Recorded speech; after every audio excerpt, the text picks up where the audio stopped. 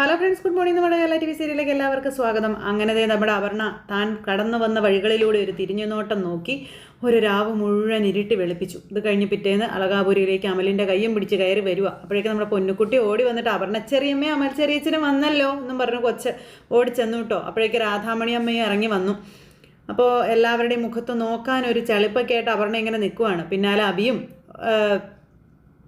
വണ്ടിയിൽ നിന്ന് ഇറങ്ങി അമ്മയെയും മുത്തശ്ശിയെയും ഒക്കെ കൂട്ടി അവരെല്ലാവരും കൂടി വന്ന് ഇങ്ങനെ നിൽക്കുക. എല്ലാവരും വന്ന് ഇങ്ങനെ നിൽക്കുമ്പോഴും മുത്തശ്ശിയുടെ മുഖത്ത് ഒരു സൈഡ് ചെരിവ് മാത്രമാണ്. അപ്പോഴേക്കും നമ്മുടെ രാധാമണി അമ്മയെ മുത്തശ്ശി കണ്ടു.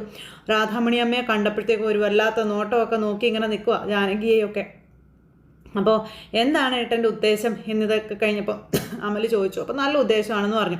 ഇനി എല്ലാവരും ഇവിടെ ജീവിക്കുന്നത് നമുക്ക് കാണാമെന്ന് പറഞ്ഞു. അപ്പോൾ നിരഞ്ജന നാളെ എത്തുമെന്ന് ജാനകി പറഞ്ഞു. മുത്തശ്ശി വാ എന്നും പറഞ്ഞ് അമ്മയും കൂട്ടി മുത്തശ്ശിയും കൂട്ടി ഇവരകത്തേക്ക് കയറി ചെല്ലുന്നതേ അച്ഛൻ്റെ ഫോട്ടോയുടെ മുന്നിൽ പോയി എല്ലാവരും ഇങ്ങനെ നിൽക്കും. അപ്പോഴാണ് അജയ് അങ്ങോട്ടേക്ക് വരുന്നത്. അജയ് വന്നപ്പോൾ എല്ലാവരും വന്ന് നിൽക്കുന്നു. അപ്പോൾ നിങ്ങൾക്ക് ആർക്കെങ്കിലും തോന്നുന്നുണ്ടോ അച്ഛൻ്റെ ആത്മാവിന് ശാന്തി കിട്ടി കാണുമെന്ന് എന്ന് നമ്മുടെ അഭി ചോദിക്കുക കേട്ടോ. അപ്പോൾ എല്ലാവരും അങ്ങോട്ടും ഇങ്ങോട്ടും പരസ്പരം നോക്കുവാണേ. ഇല്ല, അത് ഉണ്ടാകണമെന്നുണ്ടെങ്കിൽ എല്ലാവരും പഴയ സ്നേഹത്തോടെ ഈ വീട്ടിൽ ഒന്നിച്ച് കഴിയണമെന്ന് അഭി പറയുന്നു. ഇനി ഒരാൾ കൂടി വരാനുണ്ട്, നിരഞ്ജന. അവൾ നാളെ ഇവിടെ വരുമെന്ന കാര്യങ്ങൾ നമ്മുടെ ജാനകി പറയുമ്പം അജയ് ഇങ്ങനെ കുറ്റബോധം നിറഞ്ഞ മനുഷ്യനായിട്ട് നിൽക്കുക. അളകാപുരിയിലേക്ക് വരണമെന്ന് ഞാൻ ആഗ്രഹിച്ചതല്ല മോനെ, നീ നിൻ്റെ ആഗ്രഹം പറഞ്ഞപ്പോൾ എല്ലാവരും ഒരേ മനസ്സോടെ മുന്നോട്ട് പോകുമെന്ന് വിചാരിച്ചിട്ടാണ് ഞാൻ വന്നതെന്നുള്ള കാര്യം നമ്മുടെ പ്രഭാവതിയമ്മ അന്നേരം അവിടെ പറഞ്ഞു കേട്ടോ. അപ്പോഴേക്കും അപർണ സൈഡ് ചെരിഞ്ഞങ്ങ് പോയി. അപർണയ്ക്ക് ആരോടൊന്നും പറയാനും ഇല്ല, മിണ്ടാനും ഇല്ല, ഒന്നുമില്ല. അപർണ ഒഴിവായി അങ്ങ് കയറിപ്പോയപ്പോഴത്തേക്ക് അപർണ ഒന്ന് നിന്നേന്നും പറഞ്ഞുകൊണ്ട് ജാനകി അവരുടെ കൈ പിടിച്ച് നിർത്തി. അഭിയേട്ടന് കുറച്ച് കാര്യങ്ങൾ പറയാനുണ്ടെന്ന് പറഞ്ഞു. അപ്പോൾ അതിനു മുന്നേ ഞാനൊന്ന് പറയട്ടെ എന്ന് മുത്തശ്ശി. സൂര്യയുടെ അമ്മയായ എന്നെ ഓൾഡ് ഏജ് ഹോമിൽ കൊണ്ടുപോയി തള്ളുന്നത് ശരിയാണോ എന്ന് മുത്തശ്ശി ചോദിക്കുക കേട്ടോ. അപ്പോൾ എല്ലാവരും ഒന്നും മിണ്ടാണ്ട് ഇങ്ങനെ നിൽക്കുക. അപ്പോൾ ആ തെറ്റല്ലേ മുത്തശ്ശി ഇപ്പം തിരുത്തുന്നത് എന്ന് അഭി ചോദിക്കുമ്പം ഇതുവരെ ഞാൻ അനുഭവിച്ചതോ അവിടെ കിടന്ന് ഞാൻ മരിച്ചു പോകേണ്ടതല്ലേ എന്ന് മുത്തശ്ശി ഇങ്ങനെ ചോദിക്കുക എല്ലാവരോടുമായിട്ട്. ഇനിയുള്ള കാലമെങ്കിലും കൊച്ചുമക്കളുടെ സ്നേഹം നേടിയെടുത്ത് മുത്തശ്ശി ജീവിക്കണമെന്ന് അജയ് മുത്തശ്ശിക്ക് പറഞ്ഞു കൊടുക്കുക. അന്നേരം അഭിയേട്ടൻ്റെ ആഗ്രഹം നമ്മൾ നിറവേറ്റി കൊടുക്കണം എന്നും അജയ് ഇങ്ങനെ പറയുന്നു കേട്ടോ. അന്നേരം അപർണ എന്താ ഒന്നും മിണ്ടാത്തതെന്ന് പ്രഭാവതി അമ്മ ചോദിച്ചു. അപ്പോൾ യോഗ്യതയുള്ളവർ മാത്രം സംസാരിക്കുന്നതല്ലേ നല്ലത് എന്ന് അപർണ ഇങ്ങനെ താഴ്മയായി നിന്ന് പറയുന്നു. അയ്യോ, എല്ലാവർക്കും അത്ഭുതം അപർണ പറയുന്നത് കേട്ടിട്ട്. അപ്പോഴേക്കും നമ്മുടെ രാധാമണി അമ്മ താഴേക്ക് ഇറങ്ങി വന്നു. അപ്പോൾ എനിക്ക് ചിലത് പറയാനുണ്ടെന്ന് പറഞ്ഞു. ഇനി ഞാൻ ഇവിടുന്ന് യാത്ര പറയുകയാണ് എന്ന് രാധാമണി അമ്മ അന്നേരം എല്ലാവരുടെയും കേൾക്ക പറഞ്ഞു. അപ്പോൾ എല്ലാവരും അന്തം വിട്ടിങ്ങനെ നോക്കൂ കേട്ടോ. പ്രഭാവതി അമ്മ ഓടി രാധാമണി അമ്മയുടെ അടുത്തേക്ക് ചെന്നു. രാധാമണി ഇത് എവിടേക്കാണ് പോകുന്നു എന്ന് ചോദിച്ചു. അത് ഞാനിവിടെ ഒരു അധികപ്പറ്റാണ് എന്ന് കരുതിയൊന്നും പോകുന്നതല്ല. പ്രഭാവതി ഒരിക്കലും അങ്ങനെ കരുതാനും പാടില്ല എന്ന് രാധാമണി അമ്മ പറയുക. 25 വർഷങ്ങൾക്ക് മുൻപ് ഞാനും എൻ്റെ അച്ഛനും ജീവിച്ച വീട്, കുറച്ച് മണ്ണും എനിക്ക് സ്വന്തമായിട്ടുണ്ട്. അച്ഛനെ അടയ്ക്കിയ മണ്ണിലേക്ക് ഞാൻ പോവുകയാണെന്ന കാര്യം രാധാമണി അമ്മ പറഞ്ഞു കേട്ടോ. അന്നേരം ഇതായിരുന്നല്ലേ വാരസ്യാരമ്മയുടെ മനസ്സിൽ അത് നടക്കില്ല എന്ന് അമൽ രാധാമണി അമ്മയോട് പറഞ്ഞു. അപ്പോൾ ഇവരിങ്ങനെ അങ്ങോട്ടും ഇങ്ങോട്ടും നോക്കുക കേട്ടോ. അപ്പോൾ ജാനകി വന്നിട്ട് അമല് അമ്മയെ തടയരുതെന്നും പിന്നെ അത് അമ്മയുടെ മനസ്സ് ആഗ്രഹിക്കുന്ന കാര്യമാണെന്നും ജാനകി അവിടെ നിന്ന് പറയുക കേട്ടോ. ഏട്ടത്തി, അവിടെ അമ്മ ഒറ്റയ്ക്ക് എങ്ങനെ ജീവിക്കുമെന്നാ എന്ന് അമൽ ചോദിക്കുമ്പം നമ്മുടെ രാധാമണിയമ്മ ഒന്ന് ചിരിച്ചിട്ട് വാരസ്യാരമ്മ ഒറ്റയ്ക്കല്ല മോനെ, 21 വർഷം വരെ ഞാൻ ജീവിച്ച വീടല്ലേ അത് എന്ന് അമ്മ ചോദിച്ചു. പിന്നെ എന്നെ കാണാനേ എൻ്റെ മോൻ ഇടയ്ക്ക് വരുമെന്നൊക്കെ എനിക്ക് അറിയാവുന്നു അമ്മ പറയുമ്പോൾ അമ്മ എന്നും പറഞ്ഞുകൊണ്ട് നമ്മുടെ അമൽ ഒരു വിളി. എല്ലാവരോടുമായിട്ട് ഞാൻ യാത്ര പറയുകയാണെന്നും പറഞ്ഞ് വാരസ്യാരമ്മ ഇറങ്ങട്ടെ മോനെന്നും പറഞ്ഞ് എല്ലാവരോടും യാത്ര പറഞ്ഞ് രാധാമണി അമ്മ അവിടെ നിന്ന് അങ്ങ് പോയി. അപ്പോൾ അഭിയേട്ടനോടും ജാനിയടുത്തോടും ഒരു വാക്ക് പോലും പറയാതെ അമ്മ പോയത് എങ്ങോട്ടാണ് എന്നിങ്ങനെ അമ്മ ചോദിക്കുമ്പം അച്ഛൻ എങ്ങനെ ജാനകിയെ സ്നേഹിച്ചോ അതുപോലെ അമ്മ നിന്നെയും സ്നേഹിക്കുന്നുണ്ടെന്നുള്ള കാര്യം പറയുക കേട്ടോ നമ്മുടെ അഭി.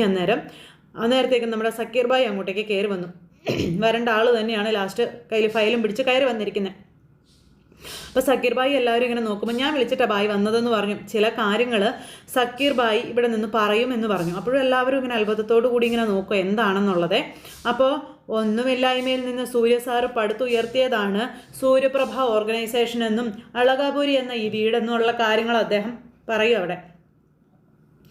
അപ്പോൾ എല്ലാവരും ഇങ്ങനെ കഥയൊക്കെ കേട്ടിങ്ങനെ നിൽക്കും അവിടെ.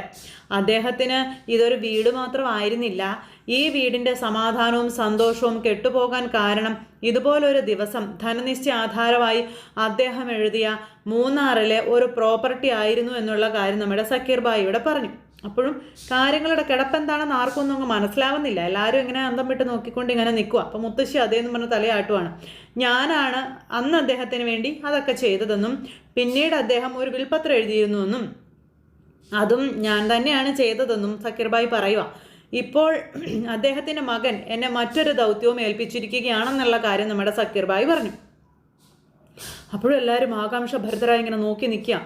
അന്ന് പൊട്ടിപ്പോയ ചങ്ങലക്കണ്ണികൾ കൂട്ടിയിണക്കാനുള്ള നിയോഗവും ദൈവം എനിക്ക് തന്നെ ആയിരിക്കും തന്നിട്ടുണ്ടാവുക എന്നുള്ള കാര്യങ്ങൾ നമ്മുടെ സക്കീർബായി ഇങ്ങനെ എല്ലാവരോടുമായിട്ട് പറയുക കേട്ടോ. അങ്ങനെ സക്കീർബായി ഓരോന്നായിട്ട് ഇങ്ങനെ പറയുന്നു. എല്ലാവരും ഇതെന്താണെന്ന് അറിയാൻ വേണ്ടി നോക്കുവാണ്.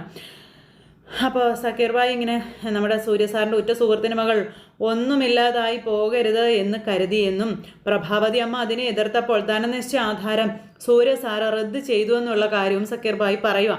പിന്നെ വിൽപത്രപ്രകാരം 4 മക്കൾക്ക് കൂടി വീതിച്ച് അത് എഴുതുകയും ചെയ്തു. അതിലൊരു വിഹിതം അബിക്കായിരുന്നു എന്ന കാര്യം സക്കീർബായി പറഞ്ഞു. ആ ഷെയർ പ്രകാരം അബി പ്രഭാവതി അമ്മയുടെ പേരിൽ എഴുതി വെച്ച ആധാരമാണിത് എന്നൊക്കെ പറയുമ്പോഴേക്കും കണ്ണും തള്ളി എല്ലാവരും ഇങ്ങനെ നോക്കുക. മുത്തശ്ശിയുടെ കണ്ണിൽ നിന്നിങ്ങനെ എന്താ പറയുന്നത്, തീകോളങ്ങൾ ഇങ്ങനെ വരുവാണ്. അബി എഴുതിയെന്ന് കേട്ടപ്പോഴേ എല്ലാവരും അന്തം വിട്ട് ഇങ്ങനെ നോക്കുവാണ്.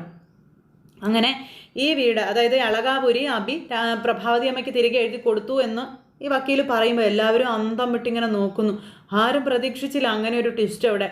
നിലവിൽ അബിക്കോ ജാനകിക്കോ അവരുടെ കുട്ടിക്കോ അളകാപുരി കുടുംബത്തിൽ നിന്നോ സൂര്യപ്രഭ ഓർഗനൈസേഷനിൽ നിന്നോ ഒന്നും സ്വന്തമായില്ല എന്ന കാര്യം നമ്മുടെ സക്കീർബായി പറയുക. ഇത് കേട്ടപ്പോൾ അമലാണ് ഏറ്റവും കൂടുതലും രോക്ഷം കൊണ്ടത്. അമലിന് ഭയങ്കരമായിട്ട് ദേഷ്യം വന്നത് സക്കീർബായിയോട്. അപ്പോൾ ഇതാണല്ലേ ഹനുമാനെ പോലെ കൂടെ നടന്ന് എൻ്റെ ഏട്ടൻ ഉപദേശിച്ചു കൊടുത്തത്, എൻ്റെ ഏട്ടൻ ഒന്നുമില്ലാണ്ടാക്കിയത് നിങ്ങളാണെന്നും പറഞ്ഞ് അമൽ സക്കീർബായിയോട് ദേഷ്യപ്പെടുമ്പോൾ അമലേ എന്നും പറഞ്ഞ് അബി ഒരു വിളി. അബിയുടെ അമലിൻ്റെ കയ്യിൽ നിന്ന് പോയി. അമലിനോട് ആരാ പറഞ്ഞത് അബിക്കും ജാനകിക്കും സ്വന്തമായി ഒന്നും ഇല്ല എന്ന്? മുഴുവൻ സമ്പാദ്യവും അബിക്കും ജാനകിക്കും ഉള്ളതാണെന്നുള്ള കാര്യവും നമ്മുടെ സക്കീർബായി പറഞ്ഞു. അന്നേരവും ആർക്കും ഒന്നും മനസ്സിലാകുന്നില്ല. ഇതെന്താ? അപ്പോഴത്തേക്കും പ്രഭാവതി അമ്മയുടെ മുഖം തെളിഞ്ഞു കേട്ടോ. ആ ഇരിക്കുന്ന മനുഷ്യൻ്റെ അനുഗ്രഹമാണ് ഇവരുടെ സമ്പാദ്യമെന്ന് നമ്മുടെ സക്കീർബായി പറയുക. അന്നേരം എന്നും പറഞ്ഞുകൊണ്ട് മുത്തശ്ശി കണ്ണം തള്ളിപ്പിടിച്ച് ഇങ്ങനെ നിൽക്കുക കേട്ടോ. അമലിനാണെങ്കിലും ഭയങ്കര സങ്കടമായിപ്പോയി. ദേ, നിൻ്റെ അച്ഛൻ്റെ അനുഗ്രഹം മാത്രം മതി അമലേ. നിൻ്റെ ഏട്ടന് നാളെ ഒരു സൂര്യനാരായണനാവാൻ എന്ന് നമ്മുടെ സക്കീർബായി അന്നേരം പറഞ്ഞു. നിറകണ്ണുകളോടെ അവരെല്ലാവരും അച്ഛനെ നോക്കുക. നമ്മുടെ സക്കീർബായി അത്രയും പറഞ്ഞിട്ട് അവിടെ നിന്ന് അങ്ങ് പോയി. അപ്പോഴത്തേക്കും ബാഗും എടുത്ത് നമ്മുടെ പൊന്നുകുട്ടി അങ്ങോട്ടേക്ക് വന്നു.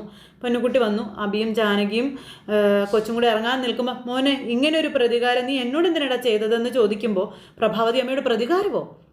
അമ്മ എന്താ ഈ പറയുന്നേ? ഒരിക്കലും അമ്മ അങ്ങനെ പറയരുതെന്ന് അബി അമ്മയോട് പറയുവാണ്. അച്ഛൻ ഈ വീട് ഞങ്ങൾക്ക് എഴുതി വെച്ചപ്പോൾ ഞാൻ അമ്മയ്ക്ക് തന്ന വാക്കാണതെന്ന് അബി അമ്മയോട് പറയുക. ഞാൻ ആ വാക്ക് പാലിച്ചു, അത് അത്രമാത്രം എൻ്റെ അമ്മ കണക്കാക്കിയാൽ മതി എന്നും അബി ഇങ്ങനെ അമ്മയോട് പറഞ്ഞു കേട്ടോ.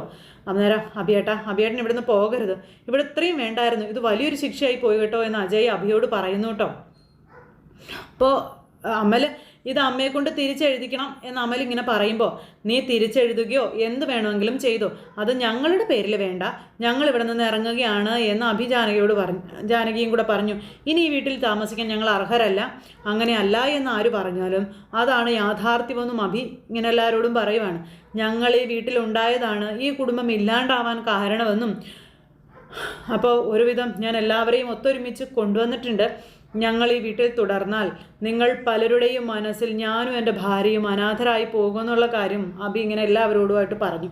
അതിനുശേഷം ഓർമ്മ വെച്ച നാളു മുതൽ മുത്തശ്ശിക്ക് എന്നോട് വെറുപ്പും അകൽച്ചയും ഉണ്ടാകാനുള്ള കാരണവും അതുതന്നെ ആയിരുന്നു എന്നുള്ള കാര്യം മുത്തശ്ശിയോട് അബി പറയുക. അങ്ങനെയെല്ലാം നമ്മുടെ അബി എല്ലാവരോടുമായിട്ട് പറഞ്ഞു. ഇനി എൻ്റെ അമ്മയുടെ സ്നേഹം നഷ്ടപ്പെടുത്തി കളയാൻ എനിക്ക് കഴിയില്ല എന്ന് നമ്മുടെ അബി പറയുക കേട്ടോ.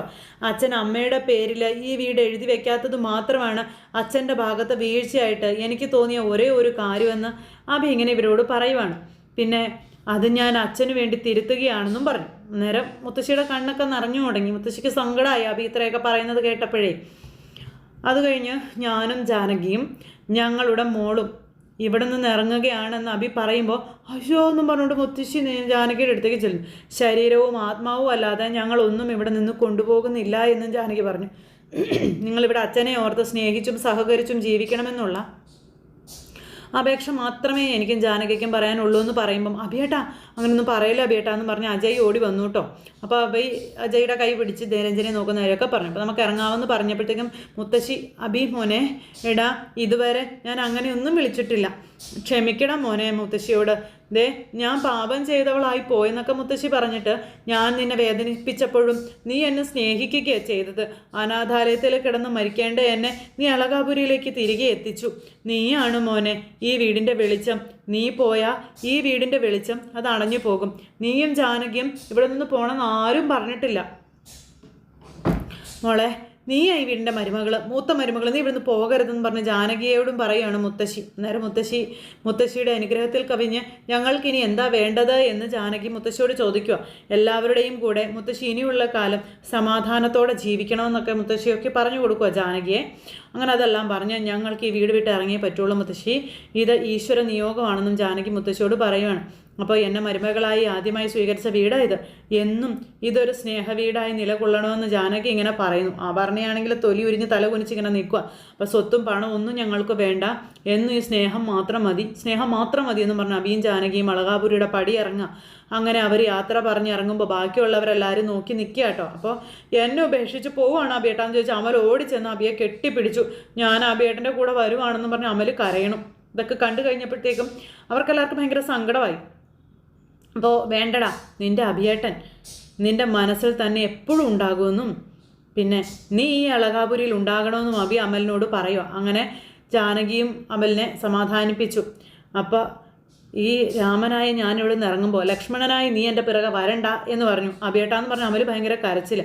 അപ്പോൾ അങ്ങനെയെല്ലാം ഇട്ടെറിഞ്ഞിട്ട് പോകുന്നതല്ലടാ ആത്മബന്ധം, മനസ്സിലായോ എന്ന് ചോദിച്ചു. അങ്ങനെ പൊന്നു ജാനകിയും അഭിയും കൂടി ആ വീടിൻ്റെ പടി ഇറങ്ങുന്നു. എല്ലാവരെയും ഉപേക്ഷിച്ച് അങ്ങനെ അവർ വഴിയിലേക്ക് നടന്ന് പോകുന്നിടത്ത് ഇന്നത്തെ നമ്മുടെ കഥ എന്നേക്കുമായി അവസാനിച്ചു. അപ്പോൾ എല്ലാവരും കാത്തിരുന്ന് കാണുമെന്നുള്ള പ്രതീക്ഷയോടെ എല്ലാവർക്കും ടാറ്റാ.